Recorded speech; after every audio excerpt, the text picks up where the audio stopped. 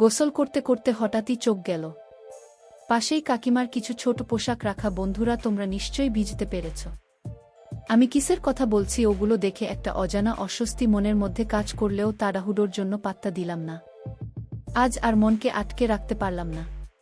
সেখানে পিঙ্ক কালারের 2টা পোশাক ছিল। এই বয়সেও কাকিমা এতটা শৌখিন হবেন জানা ছিল না। আমি পোশাকের সুগন্ধ নিতে লাগলাম। কিছুক্ষণ পর রেখে দিলাম। বেশ টানাটানি করলে আবার কাকে বুঝে যাবে। এরপর আমি গোসল শেষ করে বেরোতে না হতেই দেখি কাকি রুমে ঢুকছেন। আমার নাম রাকিব। আমি গ্রামের ছেলে, বয়স 21। আমাদের বাড়ি একেবারে সবুজে ঘেরা একটা শান্ত গ্রামের মধ্যে। এখানে আকাশটা যেন একটু বেশি নীল, বাতাসটাও একটু বেশি সতেজ। শহরে যাওয়ার প্রয়োজন খুব একটা পড়ে না। আমাদের বেশ কিছু জমি জমা আছে, সেগুলো বাবার সাথে মিলে সামলাই। আমার বাবা মায়ের একমাত্র ভাই মানে আমার কাকা বেশ বছর আগেই একটা দুর্ঘটনায় মারা যান। কাকিমা তখন বেশ তরুণী। বিধবা হওয়ার পর থেকে বাবা মা তাকে আমাদের বাড়িতে নিয়ে আসেন। আমাদের পরিবারের একজন হয়ে ওঠেন কাকিমা। আমি তখন অনেক ছোট, তবে ওনার সৌন্দর্য আর ব্যবহার ছোটবেলা থেকেই মন কাটত। উনি একদমই সাধারণ কিসিমের ছিলেন না। চালচলনে, সাজ পোশাকে, কথাবার্তায় একটা আলাদা আকর্ষণ ছিল। গ্রামের অন্য মহিলারাও উনার মতো হতে চাইতেন, কিন্তু তার মধ্যেও একটা নিঃশব্দ শূন্যতা ছিল যা আমি ঠিক তখন বুঝিনি। ঘটনাটা শুরু হয় একদিন সকালে। আমি তাড়াহুড়ো করে স্কুল যাওয়ার সময় দেখি নিজের বাথরুমে পানি নেই। কিছু না ভেবে সোজা কাকিমার বাথরুমে গিয়ে ঢুকে যাই। ভাবলাম চট করে গোসলটা করেনি। ঢুকেই দেখি কাকিমা ঘুম থেকে উঠে চুল আঁচড়াচ্ছেন। ওনার চোখে মুখে তখনও ঘুমের রেশ। আমাকে দেখে হেসে বললেন, তোমার বাথরুমে পানি নেই? আমি মাথা নেড়ে বললাম, হ্যাঁ, তাই তোমারটা এলাম একটু। উনি হেসে বললেন, আচ্ছা সাবধানে করো, দরজার ছিটকানিটা একটু খারাপ হয়ে গেছে। আমি হেসে মাথা ঝাঁকালাম। গোসল করতে করতে হঠাৎই চোখ গেল পাশেই কাকিমার কিছু ছোট পোশাক রাখা। বন্ধুরা, তোমরা নিশ্চয়ই বুঝতে পেরেছ আমি কিসের কথা বলছি। ওগুলো দেখে একটা অজানা অস্বস্তি মনের মধ্যে কাজ করলেও তাড়াহুড়োর জন্য পাত্তা দিলাম না। কিছুক্ষণ পর বেরিয়ে এসে দেখি কাকিমা একটা নাইট ড্রেস পরে চুপচাপ বসে আছেন বারান্দায়। চুল আঁচড়াচ্ছেন, চোখে মুখে শান্তির ছোঁয়া। এমনভাবে কখনো দেখিনি তাকে আগে। মনে হলো যেন চেনা একটা মানুষকে নতুন চোখে দেখছি। বয়স তখন খুব বেশি হয়নি তার, তবে শরীরে কিছুটা ভারীভাব এসে গেছে যা তাকে আরও বেশি আত্মবিশ্বাসী ও আকর্ষণীয় করে তুলেছিল। চলতে চলতে হঠাৎ তিনি আমার নাম ধরে ডাকলেন। আমি কাছে গিয়ে বসতেই বললেন, তুমি আমাকে যদি বন্ধু ভেবে কিছু বলতে চাও নিশ্চিন্তে বলতে পারো। অপ্রয়োজনীয় সংকোচ করার কিছু নেই। ওনার কথায় যেন মনটা শান্ত হয়ে গেল। সেদিন রাতে আমি ঘুমাতে পারলাম না। বারবার ওনার কথাগুলো মনে পড়ছিল। মনে হচ্ছিল উনি যেন অনেক দিন পর কারো সঙ্গে একটু খোলামেলা কথা বলতে চাইলেন। রাত তখন প্রায় 2টা। আমি আস্তে করে উঠে পড়লাম। নিজের অজান্তেই পা চল কাকিমার রুমের দিকে। দরজায় হালকা টোকা দিতে উনি নিজে এসে দরজা খুললেন। এখনও সেই নাইট ড্রেসে আছেন। চোখে মুখে এক অদ্ভুত প্রশান্তি। হেসে বললেন, আচ্ছা দেরি হলে রে, ভাবছিলাম হয়তো আসবি না। আমি হেসে বললাম, আসতে মন চাইছিল, একটু সময় লেগে গেল। উনি হালকা হেসে বললেন, এসো কিছু কথা বলি। আমি বিছানায় দোস্তে। কাকিমা বললেন, আলোটা নিভিয়ে দিব। আমি হেসে বললাম, দাও না, আরামদায়ক লাগবে। উনি আমার কাঁধে হাত রেখে একটু আদর করে মাথা নেড়ে পাশের ড্রয়ার থেকে একটা ছোট আলো বের করে দিয়ে বললেন, এই আলোতেই গল্প হবে। তারপর আমরা আরাম করে বসে অনেকক্ষণ গল্প করলাম। পুরনো দিনের কথা, গ্রামের কথা, ছোটবেলার মজার কাণ্ড, সবকিছু নিয়েই চলছিল আলাপ। সেই রাতে যেন আমি কাকিমাকে একদম নতুন করে চিনলাম। উনি শুধু আমার কাকি নন, একজন নারী যার মনেও অনেক না বলা কথা জমে আছে। সেদিনের গল্প যেন আমাদের মধ্যে একটা ভিন্ন রকমের বোঝাপড়া শুরু করে দিল। আমি কাকিকে মনে মনে অনেক দিন ধরে পছন্দ করতাম। ওনার মধ্যে এমন এক রকম সৌন্দর্য ছিল যা শুধু চোখে নয়, মনে গিয়েও লেগে থাকত। গ্রামের অনেক মেয়ে কাকির মতো সাজগোজ করার চেষ্টা করত। ওনার কথা বলার ভঙ্গি, হাঁটার ধরন কেমন যেন মোহময়। প্রায় কাকির সঙ্গে আমার গল্প হতো। অনেক সময় হালকা মজা করে বিয়ে শাদী নিয়ে কথা উঠত। কাকার বিয়ের দিন 4 কথা আজও মনে আছে। আমি তখন বাড়ির সব দায়িত্ব একা হাতে সামলাচ্ছিলাম। কাকি তখন একেবারে নতুন, চোখে মুখে একরাশ আনন্দ। সেই হাসিটা এখনও চোখে ভাসে। কিন্তু ভাগ্য বুঝি খুব নিষ্ঠুর। ঠিক 1 বছর পরই কাকা হঠাৎই আমাদের ছেড়ে চলে গেলেন। পুরো পরিবার ভেঙে পড়েছিল, আর সবচেয়ে বেশি ভেঙেছিলেন কাকি। কারণ কাকা চলে যাওয়ার পর কাকিরার তেমন আপন বলতে কেউ রইল না। তার নিজের বাড়ির অবস্থা ভালো না। মা বাবাও বেঁচে নেই। আমরা সবাই মিলে সিদ্ধান্ত নিই কাকি আমাদের সাথেই থাকবেন। বাড়ির উপরের অংশটা পরিষ্কার করে আমরা ওনার থাকার ব্যবস্থা করি। আমি নিজে হাতে ওনার ঘরের দরজা, জানালা, খাটপত্র, জামাকাপড় সব গুছিয়ে দিলাম যাতে ওনার কোনো অসুবিধে না হয়। উনি নতুন করে একটু একটু করে আবার নিজেকে গুছিয়ে নিতে শুরু করলেন। আমি চেষ্টা করতাম ওনাকে সব সময় হাসি খুশি রাখতে। কাকি এখন আমাদের বাড়ির উপর তলায় থাকেন আর ওনার হাসিমুখ আবার ধীরে ধীরে ফিরে আসছে। এই দেখেই আমাদের সবচেয়ে বেশি ভালো লাগে। মাঝে মাঝে মনে হয় কাকা চলে যাওয়ার পরও কাকি কিভাবে এতটা ধৈর্য ধরে নিজেকে সামলে নেন। এটা ভাবতেই আমার বুক ভরে যায়। আমি জানি একা থাকা কতটা কঠিন, তাই ওনার পাশে থাকার চেষ্টা করি সব সময়। একদিন সকালে আমি গোসলের জন্য তৈরি হচ্ছি। হঠাৎ দেখি আমাদের বাথরুমে পানি নেই। কিন্তু আমাকে কাজেও যেতে হবে, গোসল করাটা জরুরি। তখন মনে পড়ল কাকির বাথরুম, এ তো সবসময় পানি থাকে। আমি ওনার ঘরের সামনে গিয়ে বললাম, কাকি আমাদের বাথরুমে পানি নেই, তোমার বাথরুমটা একটু ব্যবহার করতে পারি? উনি হেসে বললেন, অবশ্যই পারো, কোনো সমস্যা নেই। আমি তোয়ালে নিয়ে ভেতরে ঢুকে দরজাটা সাবধানে টেনে দিলাম, কারণ ছিটকানি কিছুটা নষ্ট। তাড়াতাড়ি করে গোসল করে নিচ্ছিলাম যাতে কেউ ভুল করে না ঢুকে পড়ে। আজকেও খেয়াল করলাম কাকির সেই পোশাক রাখা, হয়তো তিনি আগে ঢুকতে চেয়েছিলেন কিছু আমি ঢুকে পড়েছি আজ আর মনকে আটকে রাখতে পারলাম না। সেখানে পিঙ্ক কালারের 2টা পোশাক ছিল। এই বয়সেও কাকিমা এতটা শৌখিন হবেন জানা ছিল না। আমি পোশাকের সুগন্ধ নিতে লাগলাম। কিছুক্ষণ পর রেখে দিলাম, বেশ টানাটানি করলে আবার কাকি বুঝে যাবে।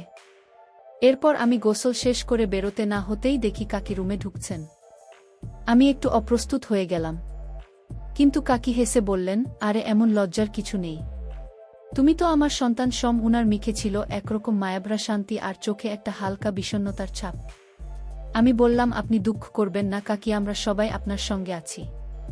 উনি ধীরে ধীরে আমার হাতটা ধরে পাশে বসালেন, বললেন, তুমি আমার খুব আপন, তুমি তো এখন আমার সবচেয়ে কাছের মানুষ। কাকির মুখে ও কথাগুলো শুনে মনে হলো আমি শুধু কেউ একজন না, ওনার একাকিত্বের পাশে দাঁড়ানো একজন আপন, যাকে উনি বিশ্বাস করেন, নির্ভর করেন। কখন বুঝলাম সম্পর্ক সবসময় রক্তের হয় না, অনেক সময় ভালোবাসা থেকেই আসে কাছের মানুষ। আমি তখনও কাকির পাশে তোয়ালে জড়ানো অবস্থায় বসেছিলাম।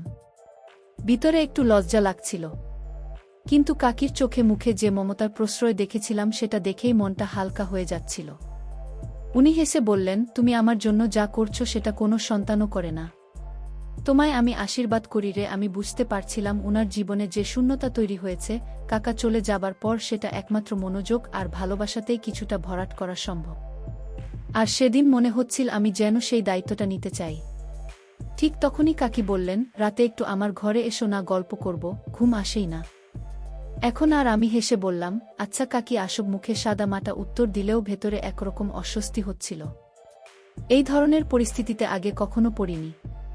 ভাবছিলাম কি হবে যদি আমি যাই, আবার কি হবে না গেলে। মন যেন দ্বিধায় জর্জরিত হয়ে পড়েছিল। এর মধ্যেই হঠাৎ করে কিছু অতিথি চলে এলেন বাড়িতে। আমার কাকাতো বোন বিনিতা, বয়সে আমার চেয়ে কিছুটা বড়, সুন্দরী আর খুব আধুনিক। সে এসেছিল কাকির কাছে ফ্যাশন টিপস নিতে। আমার একটু ভালোই লাগছিল।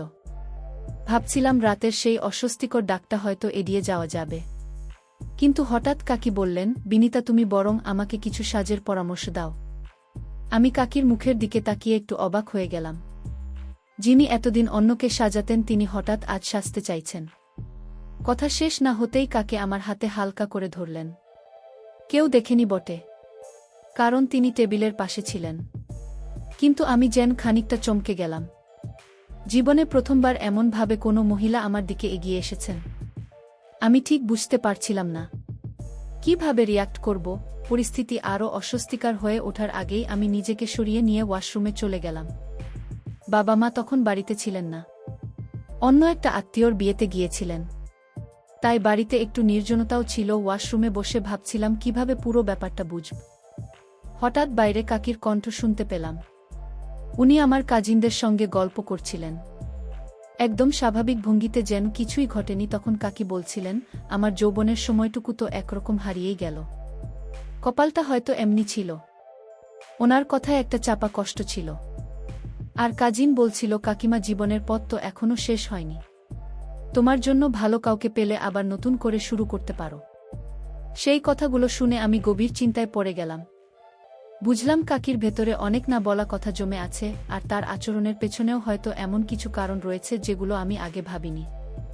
সকালে বাবা মা বাড়ি ফিরে এলেন, কিন্তু দুপুর নাগাদ বুঝলাম বাড়িতে তখন কাকি আর আমি ছাড়া আর কেউ নেই। আমি ঘরের বাইরে এসে দেখি কাকি লাল রঙের একটা হালকা জামা পরে বসে আছেন। তাকে দেখতে খুব সুন্দর লাগছিল, চোখ ফেরানো কঠিন ছিল। আমি কিছুক্ষণ দাঁড়িয়ে ওনার দিকে চেয়ে রইলাম। হঠাৎ কাকি হেসে জিজ্ঞেস করলেন, কি রে, এমন করে তাকিয়ে আছিস কেন? আমি থমকে গিয়ে বললাম, না কাকি, কিছু না, শুধু আপনার কথা ভাবছিলাম। কিছুক্ষণের নীরবতার পর কাকি আমার হাতটা ধরে ফেললেন। আমার হাত ঘেমে উঠল, বুঝতেই পারছিলাম না এখন কি করবেন উনি। আমি একটু গলা শুকিয়ে বললাম, কাকি প্লিজ, এমন কিছু করবেন না। আমি তো আপনার অনেক ছোট, আর এখন তো কাকাও নেই। উনি চুপচাপ ছিলেন, মুখে একটুখানি হাসি ফুটেছিল, কেমন যেন এক রহস্যময় শান্তি। কাকি মানে কবিতা কাকি মাঝে মাঝে আমার নাম ধরে রাখতেন, সেই ডাকটা যেন বুকের মধ্যে কেমন এক রেশ ফেলে যেত। কিন্তু আজকের আচরণটা কেন এমন ছিল সেটা এখনও আমি বুঝে উঠতে পারিনি। কিছুক্ষণ পর কাকি নিজের ঘরে চলে গেলেন, কিন্তু সেদিন মনটা খুব ভাল লাগছিল। মনে হচ্ছিল কাকির সাথে আমার এক অদ্ভুত কাছের সম্পর্ক তৈরি হয়েছে, যেটা শুধু আমরা দুজনেই বুঝি। পরদিন বাবা মা ফিরে এলেন। জানতাম এবার আর কাকির সাথে আগের মতো একা সময় কাটানো যাবে না। তবুও দিনগুলো চলছিল, কিন্তু আমি খেয়াল করতাম কাকির মধ্যে এক ধরনের পরিবর্তন এসেছে। তিনি অনেক সময় হঠাৎ আমার খুব কাছে এসে দাঁড়াতেন, কিংবা নীরবে পাঁচটায় দোস্তে বলতেন। আমরা অনেক সময় আড্ডা দিতাম, হাসতাম, কিন্তু সবকিছু খুব সাধারণভাবে করতাম, যাতে কেউ কিছু মনে না করে। একদিন একটা ঘটনার কথা আজও মনে পড়ে। আমি ঘরে ছিলাম, বাবা বললেন কাকিকে ডাকতে। আমি অপেক্ষা করছিলাম, সবাই বাইরে গিয়েছিল, শুধু আমি আর কাকি ঘরে। কাকি সেদিন একটা হালকা রঙের কুর্তি পরেছিলেন, যেটা ওকে খুব মানিয়েছিল। আমি তাকিয়েছিলাম। উনি হাসি মুখে বললেন, রাকিব, আজ আমি খুব খুশি জানো। কখনো কখনো মনে হয় তুমি আমার খুব কাছের কেউ। আমি একটু চুপ করেছিলাম, তারপর হেসে বললাম, আপনাকে এমন হাসি মুখে দেখলে আমারও ভালো লাগে। তারপর উনি ফ্রেশ হয়ে এসে জিজ্ঞেস করলেন, কেমন লাগছে আমাকে? আমি বিনা দ্বিধায় বললাম, খুব সুন্দর লাগছে। আজ আপনাকে। সেদিন আমরা অনেকক্ষণ গল্প করেছিলাম, সেই মুহূর্তগুলো আমার মনে গেঁথে গেছে। মনে হয় যেন কাকিকে সব সময় এভাবেই পাশে পেতে চাই। একদিন কাকির বোন বলল, ও স্বামী গাড়ি চালাতে পারে না, তাই আমাকে যেতে হবে হোটেল পর্যন্ত। মা বললেন, রাকিব কেন যাবে? আমি বললাম, আমি আর কাকে একসাথে গেলে ভালো হয়। মা রাজি হয়ে গেলেন। আমরা একসাথে হোটেলে গিয়ে উঠলাম। আলাদা রুম ছিল আমাদের সবার, কিন্তু আমি লক্ষ্য করলাম কাকি একটু চিন্তিত। তাকে এমন দেখে মনটা খারাপ হয়ে গেল। আমি হেসে বললাম, চলুন একটা মুভি দেখি, মন হালকা হবে। আমরা একসাথে একটা ইংলিশ মুভি দেখতে বসেছিলাম। কাকি একপাশে বসেছিলেন। হঠাৎ দেখি উনি আমার হাতটা ধরে আছেন। আমি অবাক হয়ে তাকালাম, দেখি কাকির চোখে জল। মুভিটা বন্ধ করে দিলাম।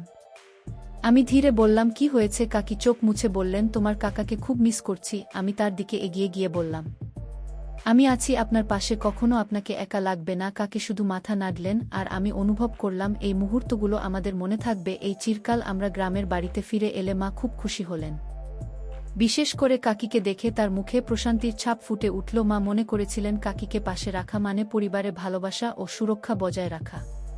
দিনগুলো কেটে যাচ্ছিল, আমার মুখে সবসময় একরকমের হাসি লেগেই থাকত। বন্ধুরা অনেকেই আমাকে দেখে মজা করত, বলতো, এই ছেলে আজকাল এমন খুশি কেন? কিন্তু আমি কাউকেই বলিনি। আসল কারণটা, আমার দিনগুলো কেটে যাচ্ছিল কাকির সাথে গল্প করে, একসাথে রান্না করে, কিংবা কেবল পাশে বসে থেকে। আমি বুঝতে পারতাম কাকি যতই স্বাভাবিক থাকার চেষ্টা করুক, তার মনে একটা শূন্যতা রয়ে গেছে। কাকা চলে যাওয়ার পর এই ঘর, এই জীবন, সবই তার কাছে যেন নিঃসঙ্গ হয়ে পড়েছিল। মাঝে মাঝে কাকি আমার দিকে তাকিয়ে গভীর চিন্তায় ডুবে যেতেন।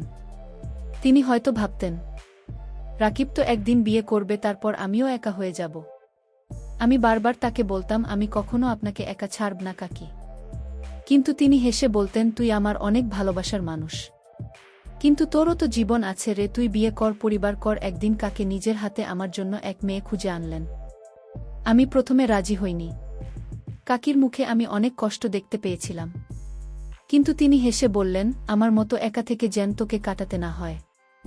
আমি তখন বুঝেছিলাম তার ভালোবাসার গভীরতাটুকু ঠিক কতটা নিঃস্বার্থ। আমার বিয়ে হলো, স্ত্রী ভালো, শিক্ষিতা, সুন্দরী, কিন্তু আমি বুঝতাম যে শান্তি কাকির সান্নিধ্যে পেয়েছি। তা জীবনের আর কোথাও পাইনি। তবুও আমি সংসার চালাতে চেষ্টা করছিলাম। কিছুদিন পর একদিন এমন একটা পরিস্থিতি তৈরি হলো যেখানে আমার স্ত্রী কাকির প্রতি আমার অতিরিক্ত যত্ন ও আবেগ দেখে ভুল বুঝে ফেল। আমি অনেক বোঝানোর চেষ্টা করলাম যে আমরা শুধু একে অপরের মানসিক ভরসা, কিন্তু সে বিশ্বাস করতে পারল না। চলে গেল। পরিস্থিতি আরও খারাপ হলো যখন বাবা মাও জানতে পারলেন। তারা কাকিকে ভুল বুঝলেন, বললেন ওকে এই বাড়িতে আর রাখা যাবে না। আমি চুপ করে সব শুনলাম। এরপর সিদ্ধান্ত নিলাম, এই বাড়ি যদি এমন নিষ্ঠুর হয় তবে আমি আমার শ্রদ্ধার মানুষটার পাশে থাকব। আমি কাকির সাথে আলাদা হয়ে গেলাম। শেষ পর্যন্ত আমি কাকিকে আমার জীবন সঙ্গী করে নিলাম। কাকি বিধবা ছিলেন, কিন্তু তারও তো জীবন আছে, নিজের মতো করে বাঁচার অধিকার আছে। আমি শুধু সেটা মেনে নিয়েছি, আর কিছু না। বন্ধুরা, ইউটিউবের গল্পগুলো শুনে মজা না পেলে আমার ওয়েবসাইটে দেওয়া গল্পগুলো শুনতে পারো। সেখানে প্রতিদিন খোলামেলা গল্প আপলোড করা হয়। কমেন্টে ওয়েবসাইটে লিংক দেওয়া আছে।